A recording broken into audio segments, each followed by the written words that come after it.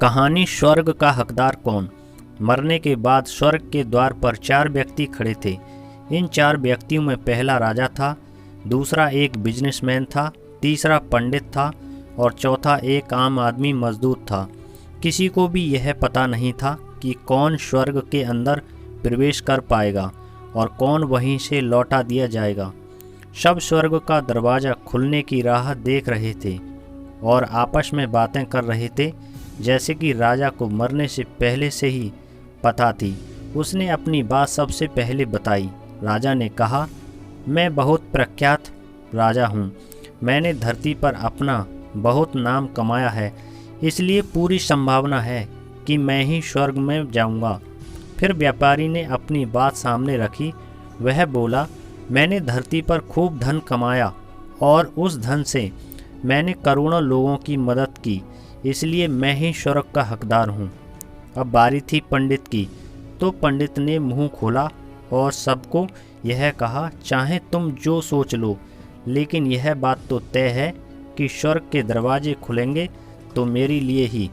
सब जानते हैं कि पंडित दिन रात भगवान को याद करते हैं, इसलिए स्वाभाविक है कि स्वर्ग में पंडित का स्वागत किया जाए।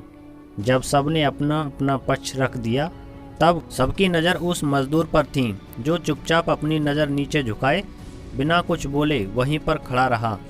स्वर्ग का दरवाज़ा खुला और वहाँ पर एक देवदूत आकर खड़ा हो गया। देवदूत के हाथों में एक पुस्तक थी जिसमें इन सभी के कर्मों के बारे में लिखा हुआ था। देवदूत ने सबसे पहले राजा को अपने पास बुलाया और उसको पूछा, तुम बताओ, तुमने अपने जीवन में क्या क्या अच्छे कर्म किए। मैं उन्हें इस पुस्तक में देखकर फैसला करूंगा कि तुम्हें अंदर जाने देना है या नहीं। राजा ने कहा, मेरा राज्य जितना बड़ा था उतना ही समृद्ध था और मेरी राज्य के सभी लोग खुशहाल थे। सभी बड़े आनंद से रहते थे। मैंने उन्हें कभी भी किसी भी चीज़ की कमी नहीं होने दी। यही मेरे अच्छे कर्म हैं। देवदूत ने अपनी पुस्तक में देखा और देखने के बाद राजा से कहा, तुम सच बोलते हो। तुमने अपने राज्य की प्रजा को बहुत सुखी रखा था, लेकिन तुमने अपने राज्य की सीमा बढ़ाने के लिए जितने युद्ध किए थे, उन युद्ध की वजह से हजारों सैनिकों ने अपनी जान गंवा दी थी। उन हजारों सैनिकों के परिवार के दुख का कारण तुम बने थे, इसलिए तुम स्वर्ग में नहीं आ सकते। अब बारी थी व्यापारी की। व्यापारी से जब देवदूत ने पूछा कि तुम्हारे अच्छे कर्म क्या हैं, तब व्यापारी ने उससे कहा, मैंने सैकड़ों लोगों को खाना खिलाया है, कई आश्रमों में दान किया है, कई निराश्रित लोगों के लिए घर बना कर दिया है। यह मेरे अच्छे कर्म हैं। देवदूत ने फिर से अपनी पुस्तक में ध्यान से देखा और देखने के बाद व्यापारी से कहा, तुम्हारा कहना भी ठीक है कि तुमने बहुत दान धर्म किया है, लेकिन यह दान धर्म तुमने जिन पैसों से किया है, उन पैसों को कमाने के लिए तुमने ना जाने कितने झूठ बोले हैं, कितनी हेरा फेरियाँ की हैं और कितनी मिलावटें की हैं, इसलिए तुम भी स्वर्ग में नहीं आ सकते। जब पंडित से यही सवाल किया गया तो पंडित ने बड़े ही आत्मविश्वास के साथ कहा, मैंने अनगिनत लोगों को ज्ञान दिया है, हजारों यज्ञ और पूजाएं की हैं और दिन रात भगवान का जाप किया है। इससे अच्छे कर्म और क्या ही हो सकते हैं। देवदूत ने अपनी पुस्तक के अंदर झांक कर देखा और पंडित से कहा, आपने जितने भी लोगों को जो भी ज्ञान दिया है, उन बातों पर खुद कभी अमल नहीं किया।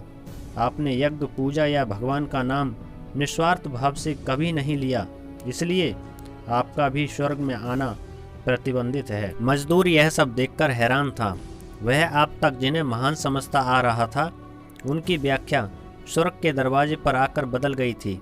धरती पर जिन कामों को अच्छा समझा जाता है, उनका यहाँ पर कोई मूल्य नहीं था। यमदूत ने जब इस मजदूर को अपने पास बुलाया और इससे पहले कि वह उससे उसके अच्छे कर्मों के बारे में पूछता, मजदूर बोल पड़ा, प्रभु मैं जानता हूँ कि मैं भी स्वर्ग में आने के लायक नहीं हूँ, लेकिन मैं फिर भी एक बार बाहर से ही स्वर्ग को झांक कर देखना चाहता हूँ। बस इससे ज़्यादा मेरी कोई इच्छा है ही नहीं, क्योंकि ऐसी इच्छा पालने के लिए मैंने जीवन में कुछ भी नहीं किया है। मैं पूरा दिन मेहनत करता और जो भी पैसे कमाता उन्हें अपने परिवार के पालन पोषण में खर्च कर देता। इसलिए दान धर्म के लिए कुछ बचता ही नहीं। लोगों की भला मैं क्या सेवा करता, क्योंकि काम के बाद जो थोड़ा सा समय मिलता उसको अपने ही बूढ़े माँ बाप की सेवा में बिता देता। और यह सब करने के बाद मैं कभी कभी मंदिर भी चला जाता और भगवान ने जैसा भी मुझे दिया है उस जीवन के लिए धन्यवाद कहता। देवदूत ने अपनी पुस्तक में बड़े ध्यान से देखा और थोड़ी देर देखते ही रहा। फिर उसने मजदूर से पूछा कि तुम याद करके बताओ, तुमने कभी तो कोई अच्छा काम किया होगा। मजदूर ने थोड़ी देर सोचने के बाद बोला, हाँ मुझे थोड़ा थोड़ा याद है। एक बार मैं बहुत भूखा था और मैं खाना खाने ही बैठा था कि एक बहुत ही कमज़ोर कुत्ता जो ठीक से चल नहीं पा रहा था वह मेरे पास आ गया और मेरे खाने को देखने लगा। तब मैंने अपनी रोटी उसे खिला दी थी और उस दिन मैं खुद भूखा सोया था। मजदूर की बात सुनने के बाद देवदूत मुस्कुराया और मजदूर को बड़े सम्मान से स्वर्ग के अंदर लेकर गया। दोस्तों, अच्छे कर्म लोभ मोह माया इन सब भाव में आकर नहीं किए जाते और ना ही उन्हें अच्छे कर्मों की श्रेणी में गिना जाता। निस्वार्थ भाव से किया गया एक ही अच्छा कर्म भी आपको जीवन के सारे पाप धोने की शक्ति रखता है। इसलिए जब भी मौका मिले निस्वार्थ भाव से और अच्छे मन से अच्छे कर्म किया करें। आपको यह कहानी कैसी लगी हमें कमेंट में ज़रूर बताएं। Thank you, wish you all the best.